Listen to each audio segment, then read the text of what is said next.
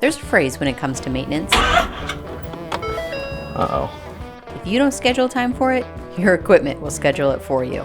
Ford truck service? We tend to always be on the go. It's just in our nature. But we'll be using the winter to focus on family, help Caleb recover from his broken leg, and get him back to normal and back to school as soon as possible. It's not a torture test. All we're trying to do is get your foot, bend your knee, bend your knee, bend your knee, bend your knee. Put me under! Put me under! In the meantime, we've got to get the Airstream ready for another season of travel. A couple episodes back, Mark installed a new hitch, and it's working out great. But there's a noise. And driving at night is not... See, that's that noise. Oh, I don't like that at all. That's the noise. I have to figure out what that noise is. So Mark and Randy go to work to make a shim. You're throwing around so many numbers, people are going to think you know what you're doing. Wow. We could get it to work, it'd be nice.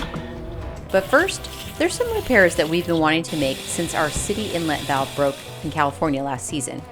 And Mark wants to fix something that's not even broken. That's just how much I don't like being in an RV that doesn't have water. And changing out this water pump to something that's a little bit higher quality. Now, while I do have time, and while it's not mission critical, and while I can go home and get the right tools and come back and just deal with the obstacles and then know how to do it. That's the other thing. This little talk is more for me than you. I'm just reassuring myself why I'm fixing something that's not broken, because it does kind of seem ridiculous. Oh man, let's see how we're doing on power. Man, it's just so beautiful, isn't it? 99%. It's a little stuffy, so I'm gonna get the fantastic fan going. These windows seals get stuck, so I have to go outside and open it with a key.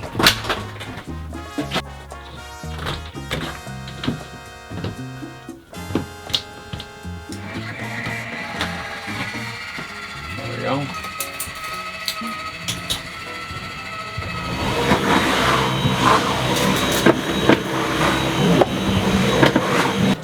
Is that not just the perfect size room? That's just so nice. That is so nice. Gosh, just everywhere. Here, I'll prop you up there like that. As long as we're talking about cleaning stuff, just gonna remind everybody I did the mod where you can change out your Dyson battery vacuum with a Milwaukee or DeWalt adapter, so you can take your same batteries for your grill,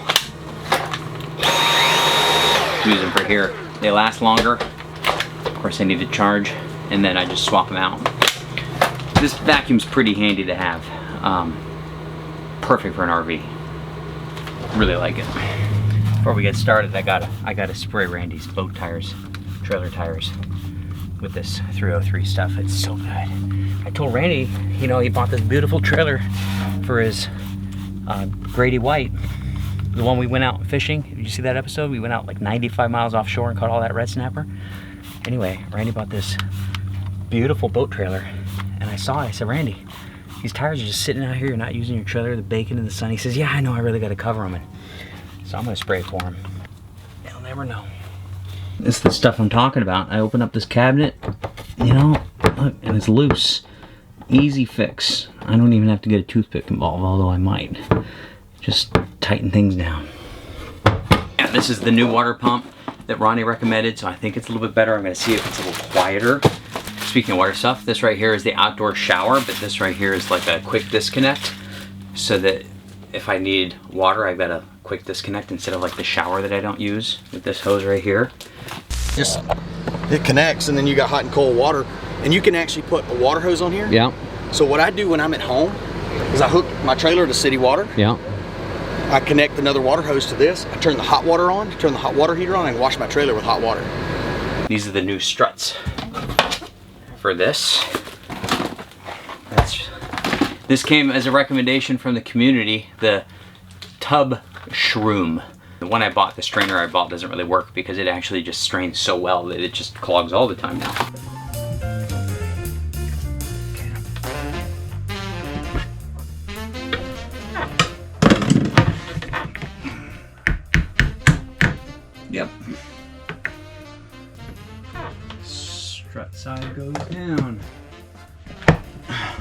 Oh, really? And that's just one. I got this one to do. Man, that is so nice. So for those that were paying really close attention when I was replacing the breaker a few months back, in the beginning of the episode, I did not have a gash on my forehead. And at the end of the episode, I had a gash on my forehead. Some people were like, Mark, what happened to your forehead in that video?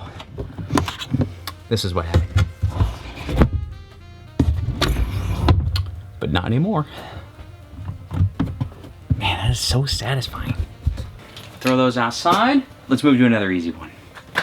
The tub shroom, okay? We've been struggling with the fact that our shower can start filling up with water, and it's really annoying. And so I got a strainer that I saw on like a Facebook group, and didn't work. Then, when I mentioned that it didn't work, and this is what's so great about the KYD community, a lot of people said, try the tub shroom. So, it does look better, looks more sophisticated. The question is, does it work so well that you end up having as big of a problem keeping the tub shroom clean than just, you know, cleaning out your drain? So, we're gonna find out. By the way, don't run down to the description to get the link. You might want to wait until we hit the road and I can report back. It's winter time, so if you're not going on a trip, you know, you can wait till the spring. You can be like, hey Mark, how's it working? I'll let you know. I'll tell you straight up if it's working or if it's not. Did I just ruin the instructions? This is another issue. This just started happening. And I think it's because maybe there's a washer that's down there that has come off and it holds it up. Because if I lift it up, here, if I lift it up, it works. So I'm thinking a washer has come loose. See, this is what we've got now, and it's no good. Okay. Now, why would I need the adapter? Well, that's really simple. You just put it in. Look at that.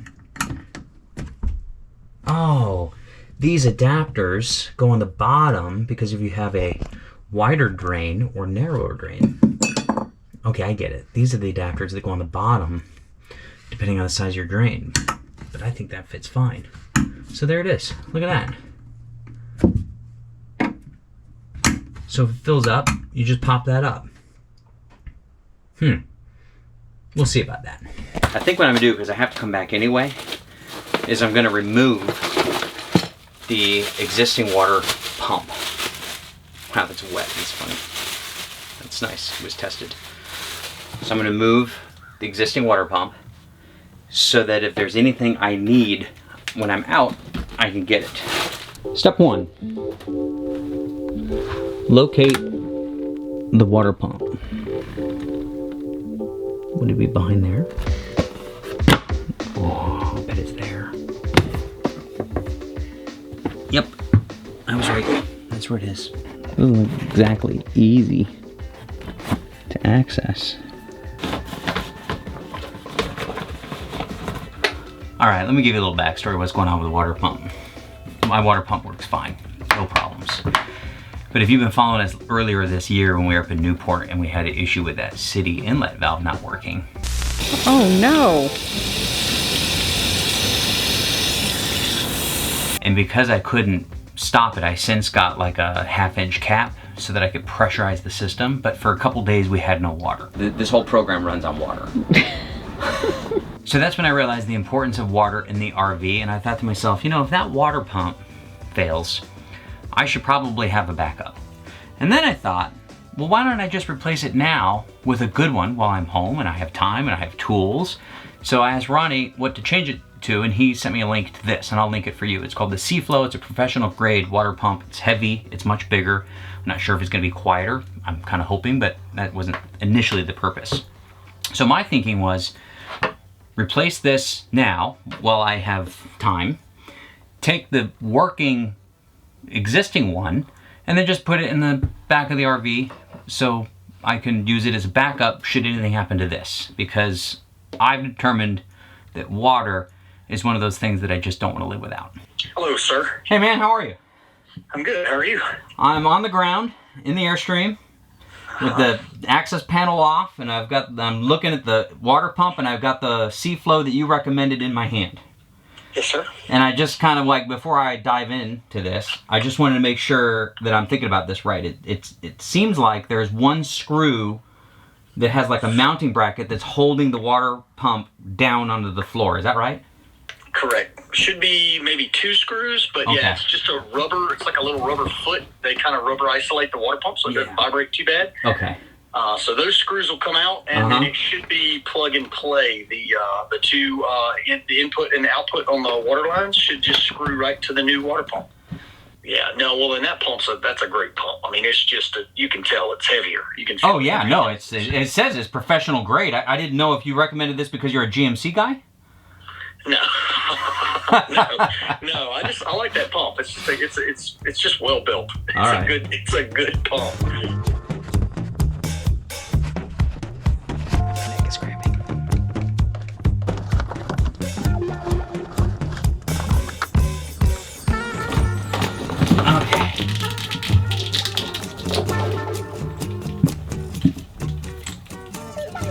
There we go. I got that one out. That's light. That's heavy. So now, I'll, I don't know, put it in the old box. I'm just gonna cut them like that.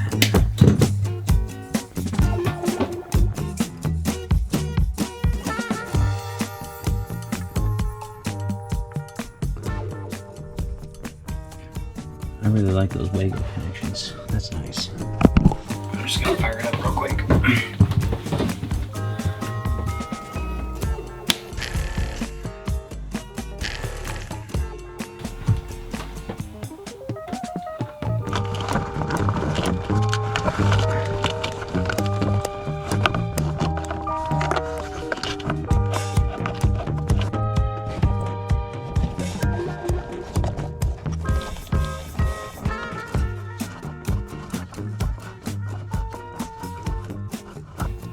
Other than the fact it's not mounted to the ground, it's wired up.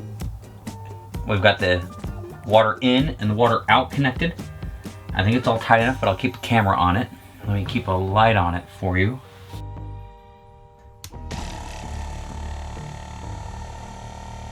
Wow, that is a lot quieter. Can you hear how much quieter that is? That is remarkable. So let me just turn it on.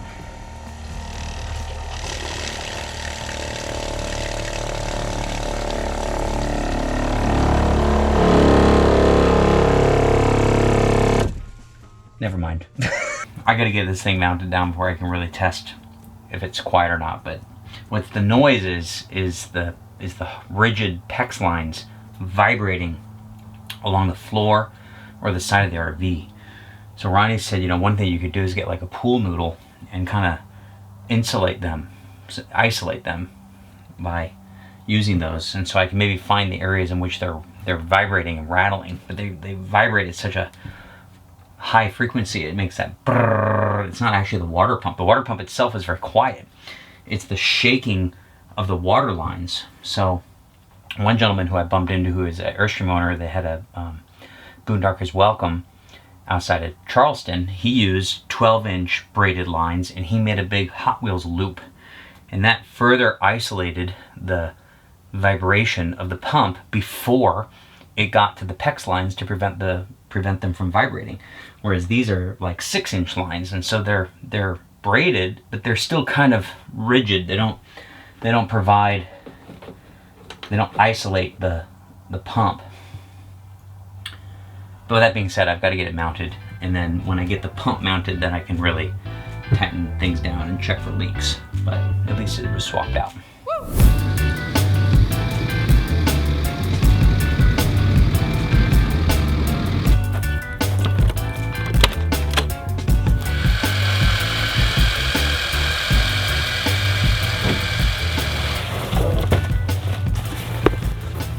This is what I forgot last time.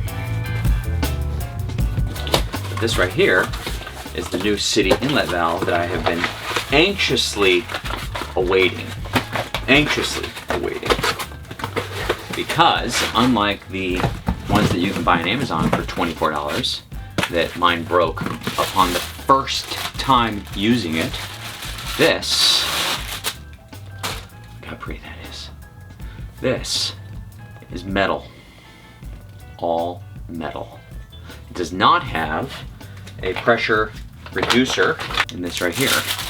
And it looks like it's a quick disconnect. Somehow, I'll figure that out later. But anyway, isn't that pretty? Check that out.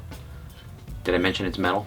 Metal, metal, metal. Oh, wow. That's awesome. I don't know if you've noticed, but I'm on a anti-plastic crusade. And I hate to even bring up the telescoping broom again, I really do. But the reason is I'm just so tired of things breaking. RV life, you know, we're not trying to be hard on something, but we're just using it. So if Blackstone wants to make a handle for the barbecue out of plastic, it's gonna break. If you want to make a broom out of something that swivels out of plastic, it's gonna break. If you want to make a city inlet valve out of plastic, it's gonna break. And I'm just over it. So I'd rather do without than to have it be plastic. So that's why I've been waiting for this. So we have been using our water pump 100% of the time since June of last year, and not using an inlet valve because I would rather just fill my water and then use the water pump than go out and buy another $24 plastic piece that I know is going to break. So I just was waiting for this, and it's finally here. I didn't even know you owned a pair of jeans. Yes, I own jeans. It's winter time. You call this winter? Which one flows more? I know one's a marine pump, one's an RV pump, but are you going to get more flow, more pressure? That's such a great question. See, this is why you're here. Yes. No, you needed tools. That's why I'm here.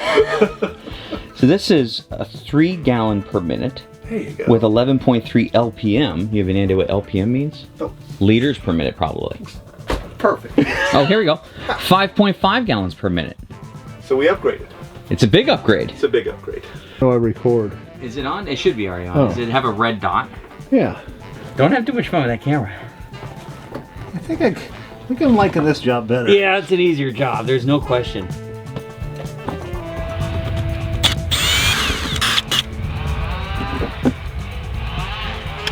That right there inside there is a 1/2 inch PVC plug. This was just here to make sure that nothing crawled into the RV. See those things? Oh my goodness. And you see how the other one's made of all plastic? Oh yeah, definitely. Yeah. Weight, everything, so. Yep. And you know, aircrafters, you know, they make parts, high quality parts, aftermarket parts for Airstream, but if your RV is compatible with this, then this is gonna work. You don't have to have an Airstream to replace it with this part. And I think we can tell the difference. Unbelievable. By the way, this is a quick connect right here. So basically now I'm gonna thread that in and then put the screws in, add some plumber's tape, make sure it's tight, and we're done. It's a very simple correction. I've just been waiting for the right part. Oh, that's so great. Oh, I'm gonna have to get, what did I tighten that with? Probably some channel locks like this, and I can undo it. So let me go get those. No, I don't think I did that. Maybe I was wearing gloves. Hold on. Nope. I'm on the inside now. So I'm gonna reach in there, see if I can get a pair of channel locks on that plug and get it undone. While I'm doing this, Randy's in his shop trying to come up with a solution to make my hitch a little more snug. Let's cut an inch so we'll get a little better idea. It's really 2.5 exactly. Yeah. So this is a little less. And what's that? That's the 16th under. Yeah. So in my research, I found out that if you have a 3-inch receiver or a 2.5 inch receiver on a Super Duty, it's an option depending on the towing capacity or the options that you have on the truck. This being a 250, there are some 250s that will actually have a 3-inch receiver, but not all of them. So it's important if you order a hitch that you double check your receiver and you don't just go look up online, like, you know, what's the hitch size of a Super Duty F250, because they're going to be different.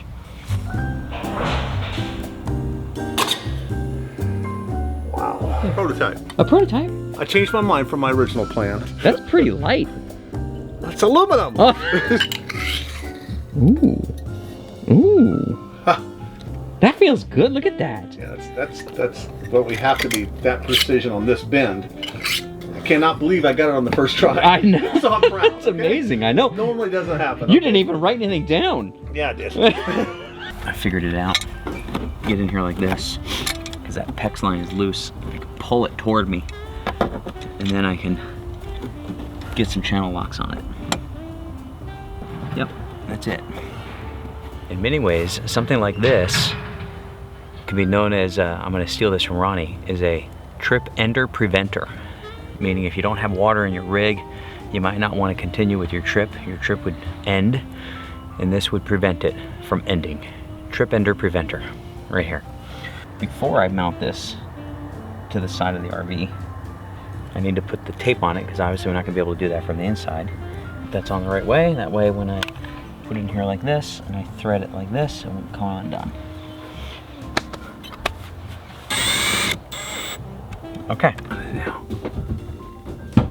you can probably see better than I can with that GoPro in there, but I think it's working. I don't think I'm threaded on. Oh yeah, oh yeah. That's fantastic. All right, let's go turn on the water. Okay, this is the moment of truth. And what I'm really looking to do is I'm looking to see if there's any leaks down in there. I might not see it because it might be super slow. So I'm gonna leave the water pump on for half hour, because if any drips form around there and start dripping down, and it drips enough where the water pump needs to be repressurized, and you'll hear it go brrr, then I'll know that it's leaking somewhere, probably there. It's been 30 minutes and I have not heard the water pump pressurize once. So that's good. We now have a working city inlet. The only thing I need to do now is just mount the water pump down to the ground, clean that area back up. We already got the struts here working. Oh, and then of course I'm working on this hitch with Randy, so I want to get that done. You make it look a lot lighter. What I want to do is put it in the hitch to see how much play we got, so I can figure out the shim. Yeah, I'm just looking at the... That's a lot of play, isn't it? A lot of play. Let me go grab some shims, and yeah. So we're fixing the one problem, but I think you're still hearing that, no? Oh, you think so? When I'm slowing down, it's shifting in. Mm-hmm. You're right. That's what I'm hearing. Again, yes, you're hearing this. That's exactly right. So, well, what happens, it seems like this fits this exactly, but your play is in the metal Ford hitch. Yeah. That allows it to slip. This is probably a good time to jump in and address the very obvious solution, which would be an anti-rattle clamp. I know you're thinking it. These are very easy to use.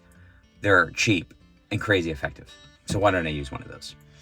When we decided to move away from a weight distribution hitch, just because we like where all the numbers were when we weighed everything, we like how the rig tows on just the ball. So that started a process of finding a hitch that was still heavy duty, solid shank. I could put my tailgate down, but it was kind of easy to move. So like sometimes Trish and I will go to a site and we'll pull in and we're only there for one night, but depending on where the pedestal is, I'll end up having to disconnect and park the truck behind the rig. I don't want to have to get a socket wrench every time I pull off the hitch. When we're set up at a campsite, I have created the habit of removing the hitch because I typically will back into a spot and I don't want that hitch hanging over the sidewalk. So the hitch comes off a lot. If you don't want to go through all this trouble, I don't blame you. Just go get the anti-rattle clamp. That's a way faster solution to making sure your hitch is solid. So I don't know if this shim that Randy and I are trying to make is going to work. I'll report back here after we tow a few times, but I think it's worth a shot.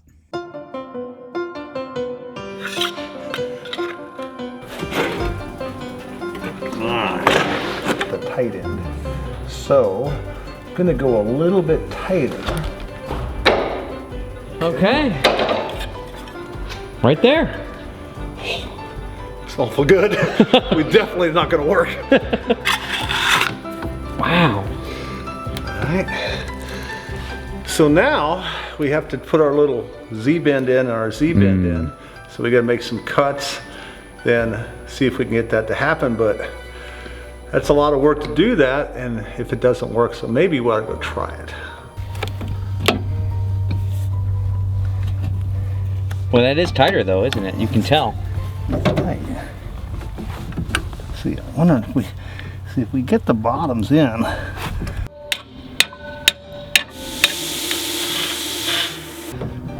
Man, if we could get it to work, it'd be nice.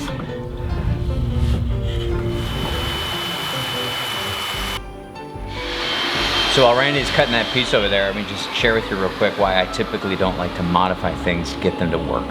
Some people write in and say, hey, do you like your hitch? I say, yeah, but it's a little loose, so we had to do this to make it work. I don't like that. Personally, I like making stuff with Randy to make stuff work. That's the fun part, but I don't want to have to make, I don't want to have everyone have to go do that. But I like this hitch so much because it's so easy to operate and it's lightweight, it's solid shank. I thought it was worth it. Look at that. So you said you go in the deepest hole. No, I go in the most shallow hole. This one. Yeah. So that's going to go on. It's going to keep it when it pushes in.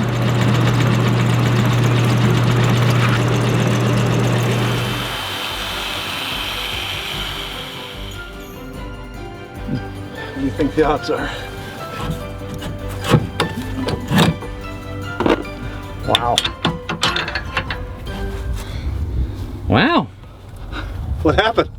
We must have done something wrong. We got it all done. I swapped out that water pump, but it's a lot noisier. There's more vibration, so I had to figure out how to maybe isolate the rigid PEX lines from shaking a little bit, so I got some follow-up to do on that. And then changed out the inlet valve. Little things like I end up getting a new battery for this AT&T router, because this is kind of like our primary internet when we're on the road, and then we use the Starlink when we, as much as we can, but this is just so much easier to have. But I haven't had it because the battery died, so I got a new one of those. But for now, Trish and I are going to, we got a black tank video to do, and then I need to get new tires and wheels because our tires are really in need. And as long as I'm going to change the tires, I want to move to the 16-inch Sendel tire, the T303 with the silver machined finish. So that'll be in a couple weeks. And then Trish and I are going to start taking some trips in Florida. We have a trip planned down the west coast of Florida. We have a trip down the east coast of Florida.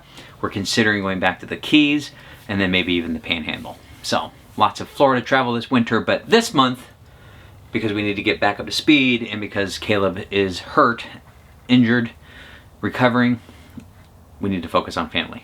So we're also focusing on all the things that this rig needs to get ready for the upcoming travel. How's he doing? What are you making? Hi. Making a little dinner. Did you have a successful day? How's Caleb?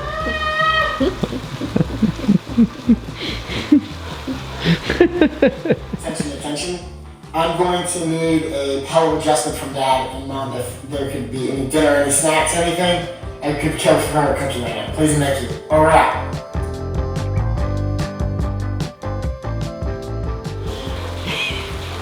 He really wants ice cream. Somebody help! Somebody help! What are we having for dinner here? I don't really know. Just a little chicken? That's a chicken. When did you go back to school?